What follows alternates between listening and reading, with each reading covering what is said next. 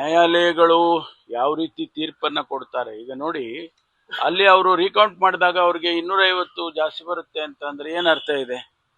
ಅಂದರೆ ಎಲ್ಲೋ ಒಂದು ಕಡೆ ಸರಿಯಾದ ರೀತಿಯಲ್ಲಿ ಇವ್ರ ಪರವಾಗಿ ಆಗಲಿ ಅವ್ರ ಪರವಾಗಿ ಆಗಲಿ ಕೌಂಟಿಂಗ್ ಸರಿಯಾಗಿ ಆಗಿಲ್ಲ ಅಂತೇಳಿ ಆ ಅಧಿಕಾರಿಗಳನ್ನು ಗುರುತಿಸಿ ಅವ್ರ ಮೇಲೆ ಕ್ರಮ ತಗೋಬೇಕಲ್ವಾ? ಆಮೇಲೆ ಕೋರ್ಟಿಗೆ ಹೋಗಿದ್ದಾರೆ, ಅವರು ಸುಪ್ರೀಂ ಕೋರ್ಟಿಗೆ ಹೋಗಿದ್ದಾರೆ. ಸುಪ್ರೀಂ ಕೋರ್ಟ್ನಲ್ಲಿ ಇವತ್ತು ಅವ್ರಿಗೆ ಕನ್ವಿನ್ಸ್ ಆಗಿದ್ದಾರೆ. ಹಿಂದೆ ಏನು ತೀರ್ಮಾನ ಮಾಡಿದ್ದು, ಕೌಂಟ್ ಮಾಡಿದ್ದು ಎಲ್ಲ ಸರಿ ಇದೆ ಅಂತೇಳಿ ಅವ್ರಿಗೆ ಕನ್ವಿನ್ಸ್ ಆಗಿ ಅದಕ್ಕೆ ಅವರಿಗೆ ಸ್ಟೇ ಕೊಟ್ಟಿದ್ದಾರೆ. ಈಗ ಟ್ಯಾಂಪರಿಂಗ್ ಆರೋಪ ಕೇಳಿ ಬಂದಿದೆ ಸರ್, ಅದಕ್ಕೆ ತನಿಖೆ ಏನಾದ್ರು ಸರ್? ಅಲ್ಲ, ಈಗಾಗಲೇ ಅದಕ್ಕೆ ಕಂಪ್ಲೇಂಟ್ ಕೊಟ್ಟಿದ್ದಾರೆ, ನಾವು FIR ಮಾಡಿದ್ದೀವಿ. ನಮ್ಮದೇ ಸ್ಟೇಟ್ ಪೊಲೀಸ್ನವರು ನಮ್ಮದೇ ಆದ ರೀತಿಯಲ್ಲಿ ತನಿಖೆಯನ್ನು ಮಾಡ್ತಾರೆ. ಅದು ಒಂದು ಭಾಗ, ಇದು ಕೌಂಟಿಂಗು ಮತ್ತು ಆ ಪ್ರಾಸೆಸ್ಸಿನ ಒಂದು ಭಾಗ. ಟ್ಯಾಂಪರ್ ಮಾಡಿರೋದು ಕಂಪ್ಲೇಂಟ್ ಕೊಟ್ಟಿರೋದನ್ನ ನಾವು ಅದನ್ನ FSLನಲ್ಲಿ ಮತ್ತೊಂದರಲ್ಲಿ ಎಲ್ಲ ಚೆಕ್ ಮಾಡ್ತಾರೆ. ಈಗಲೇ ಸಾಕಷ್ಟು ವರ್ಷಗಳ ಮುಂದೂಡಿಕೆ ಆಗಿದೆ ಸರ್, ಇನ್ನು ಸರ್ಕಾರ ಅಲ್ಲ, ಆದಷ್ಟು ಬೇಗ ಚುನಾವಣೆ ಆಗಬೇಕು ಅಂತ ನಮ್ಮೆಲ್ಲರ ಅಭಿಲಾಷೆ ಕೂಡ. ಪ್ರಾಸೆಸ್ನಲ್ಲಿ ತಪ್ಪುಗಳಾದಾಗ ಅದನ್ನು ನ್ಯಾಚುರಲಿ ಅದು ಸರಿಪಡಿಸ್ಬೇಕಲ್ವಾ? ಈಗ ಎಲೆಕ್ಷನ್ ಪ್ರಾಸೆಸ್ಸು ಇದು ಏನದು ನಮ್ಮ ಇದ್ರದ್ದು ರೀ ಜನಗಣತಿ ಪ್ರಾರಂಭ ಆಗಿದೆ. ಜನಗಣತಿ ಪ್ರಾರಂಭ ಆಗಿರುವಂಥ ಸಂದರ್ಭದಲ್ಲಿ ನೀವು ಚುನಾವಣೆ ಮಾಡಬೇಕು ಅಂದರೆ ಅಧಿಕಾರಿಗಳನ್ನ ಒದಗಿಸ್ಬೇಕಲ್ಲ. ಅಷ್ಟೊಂದು ಸಂಖ್ಯೆಯಲ್ಲಿ ಅಧಿಕಾರಿಗಳನ್ನು ನೀವು ಕ್ರೋಢೀಕರಿಸೋದಕ್ಕೆ ಕಷ್ಟ ಆಗ್ಬೋದು ಅಂತೇಳಿ ಹೇಳಿದ್ದಾರೆ. ಅದನ್ನು ಹೊರತುಪಡಿಸಿ ಚುನಾವಣೆ ಮಾಡಬೇಕಾದದ್ದು ನಮ್ಮ ಧರ್ಮ, ಮಾಡಲೇಬೇಕು.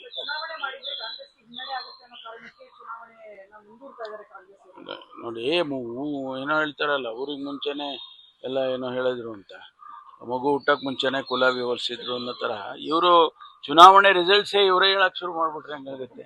ಪ್ರೈಮ್ ಮಿನಿಸ್ಟರ್ ಮಾತನಾಡುವಾಗ ಲೋಕಲ್ ಟ್ರಾನ್ಸ್ಪೋರ್ಟ್ಗೆ ಆದ್ಯತೆ ಕೊಡಿ, ಮೆಟ್ರೋ ಬಳಸಿ ಅಂತ ಹೇಳಿದ್ದಾರೆ. ಆದ್ರೆ first mile last mile connectivity ಸಮಸ್ಯೆ ಇದೆ ನಮ್ಮ ರಾಜ್ಯದಲ್ಲಿ.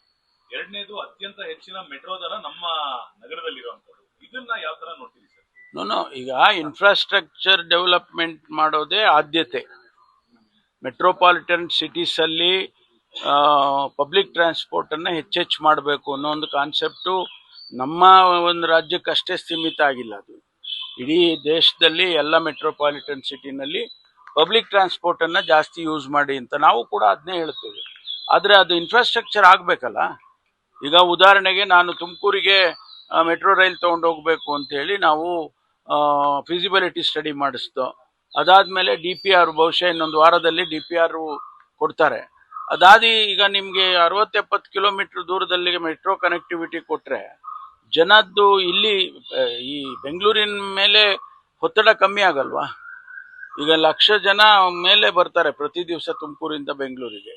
ಅದು ಎಷ್ಟು ಕಷ್ಟ ಆಗ್ತದೆ ಅಂತ.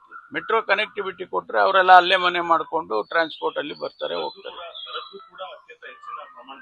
ಅದು ರೀಸನಬಲ್ ಆಗಿ ಇರಲೇಬೇಕು compared to any other cities. ನಾವೇ ಹೆಚ್ಚಿಗೆ ಇಡೋಕ್ಕಾಗೋದಿಲ್ಲ. ಪರ್ ಕಿಲೋಮೀಟರ್ ಇಷ್ಟು ಅಂತೇಳಿ ಒಂದು ಸ್ಟ್ಯಾಂಡರ್ಡ್ ಟ್ಯಾರಿಫನ್ನು ಮಾಡಬೇಕಾಗುತ್ತೆ. ನಮ್ಮ ಕಾರ್ಯಕ್ರಮಗಳನ್ನು ನೀವು ನೋಡ್ತಾ ಇದ್ರೆ ನಮ್ಮ ಚಾನೆಲ್ ಅನ್ನ ಸಬ್ಸ್ಕ್ರೈಬ್ ಮಾಡಿ, ಪಕ್ಕದ ಬೆಲ್ ಐಕಾನ್ ಒತ್ತಿ ನಮ್ಮನ್ನ ಬೆಂಬಲಿಸಿ. ಹಾಗೆ ನಮ್ಮ ಕಾರ್ಯಕ್ರಮಗಳನ್ನ ಲೈಕ್ ಮಾಡಿ, ಕಮೆಂಟ್ ಮಾಡಿ, ಅದನ್ನ ಬೇರೆಯವರಿಗೂ ವಾಟ್ಸ್ಆಪ್ ಮೂಲಕ ಶೇರ್ ಮಾಡಿ.